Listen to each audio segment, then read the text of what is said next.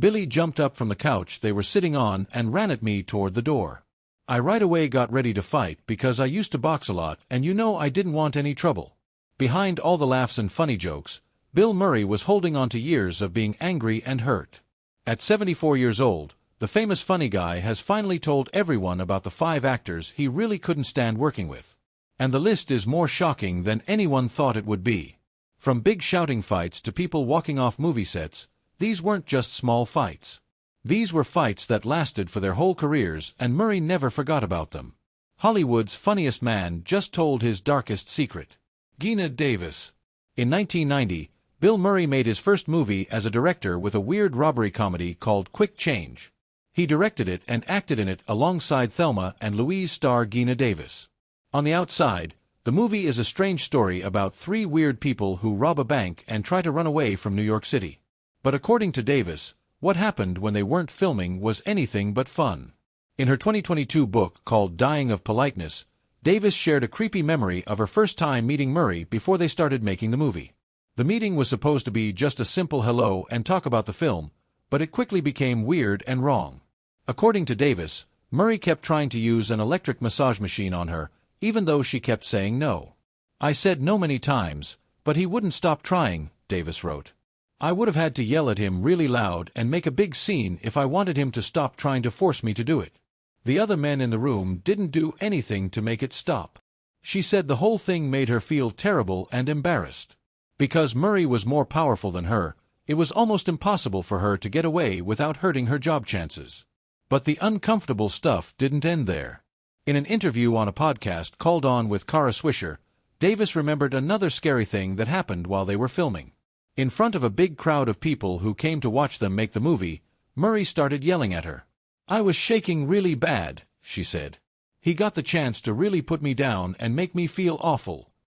The public scolding left her upset and really embarrassed, and it changed how she thought about her co-star forever. Speaking to Vanity Fair magazine, Davis explained how the whole thing ruined her view of Murray for good. While she said she knew his reputation as a charming, fun guy on screen, she found it impossible to separate that image from the man she met during Quick Change. He seems like a nice, fun-loving guy, and many times he was or could be, she said. But once I had that experience on the first day of the movie, then everything about him after that was completely changed by knowing what hides inside him. Davis's story shows us the often hidden problems behind Hollywood movies where powerful people can scare or hurt others without getting in trouble. While Quick Change may have gotten some nice reviews for its weird humor and clever story, Davis's memories of the film are forever tied to the uncomfortable and mean treatment she says she got from its star and director. Solange Knowles. In 2016, Solange Knowles made her much-awaited musical appearance on Saturday Night Live, performing the powerful and meaningful song, Don't Touch My Hair. The song, a strong message about black identity, personal space, and the cultural disrespect around black women's hair, was praised as both beautiful and political. But what happened backstage reportedly turned that moment into something unexpectedly ironic and allegedly racially insensitive. Bill Murray, who was also appearing on the SNL episode, was backstage during Solange's performance. So was Judice Maillard, a television writer and producer who later went on Twitter, now called X, to share a disturbing claim. Your yearly reminder that I saw Bill Murray put both his hands into Solange's hair after asking her 3 times if her hair was fake or not, Maillard wrote in a post that went viral.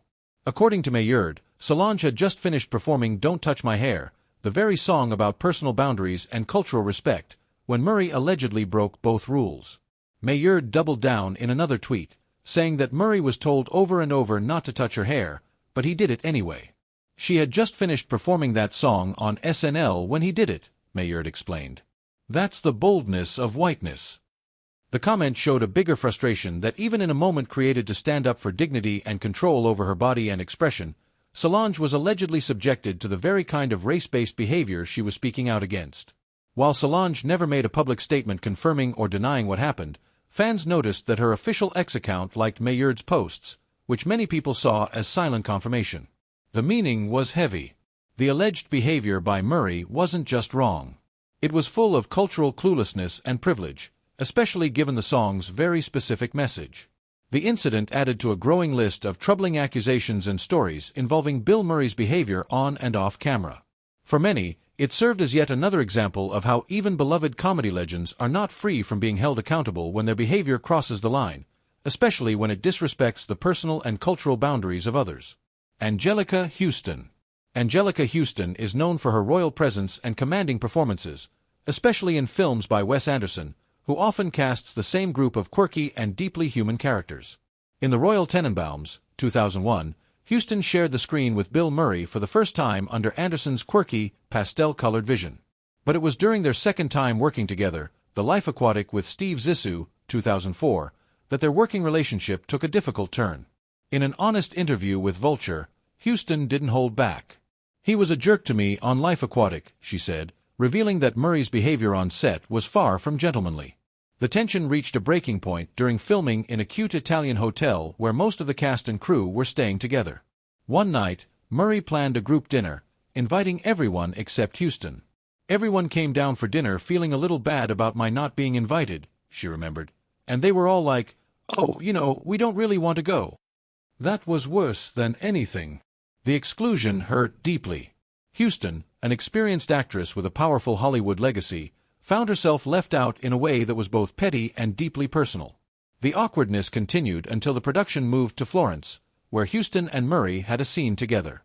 It was there on set and under the camera's watch that Murray tried to make things right. "He asked how I was, said he missed me," Huston remembered, "but she wasn't having it. I said, 'You're full of it. You didn't miss me.' He looked all confused for a moment." That confrontation surprisingly seemed to clear the air. According to Huston, Murray's attitude changed a lot after that. Despite the rocky professional patch, Huston revealed a moment that restored her faith in her former co-star. When her husband, celebrated sculptor Robert Graham, passed away, it was Murray who showed up. "He couldn't have been nicer that day," she said. "He showed up. A lot of people didn't." That single gesture of compassion, a quiet moment of grace, helped ease the bitterness of their past conflict. Rob Schneider. By the early 1990s, a new group of comedians was taking over Saturday Night Live with rising stars like Chris Farley, Adam Sandler, David Spade, and Rob Schneider bringing youthful energy and a more weird style of humor into the long-running sketch show. But when SNL legend Bill Murray returned to host during this time, the reunion was far from warm, especially behind the scenes.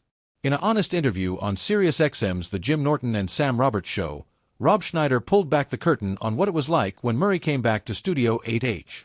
And according to Schneider, the experience was deeply uncomfortable for the entire cast.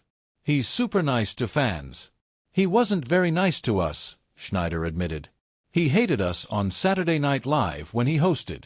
Absolutely hated us." Seething. The most painful target of Murray's cold hatred was none other than Chris Farley, the beloved performer whose crazy energy and physical comedy made him a breakout favorite among fans. But to Murray, Farley's antics were apparently more annoying than amusing. "He hated Chris Farley with a passion," Schneider claimed, "like seething looking at him." While Murray never publicly explained his hostility, Schneider offered a possible theory. Farley's well-documented copying of John Belushi, a comedy icon and Murray's former friend and castmate, may have hit too close to home. Both Belushi and Farley shared a reckless, high-energy style and both tragically died at the age of 33 from drug-related causes. Schneider guessed that Farley's behavior might have reminded Murray too painfully of Belushi's self-destruction. But Farley wasn't the only one to draw Murray's anger. According to Schneider, Adam Sandler was also a prime target. "He really hated Sandler too," Schneider revealed. "Murray hated him." Again, no clear reason was given, but Sandler's goofy, offbeat style, while loved by fans, may not have worked well with Murray's more deadpan, sarcastic comedic style. As for Schneider himself, he found small comfort in being the least disliked among the group. "The least of the hate was to me, and I took great pleasure in that he hated me less, because he's my hero," he joked. Though his admiration for Murray remained, Schneider's memory painted a stark picture of a comedy legend seemingly out of step with the new era of SNL.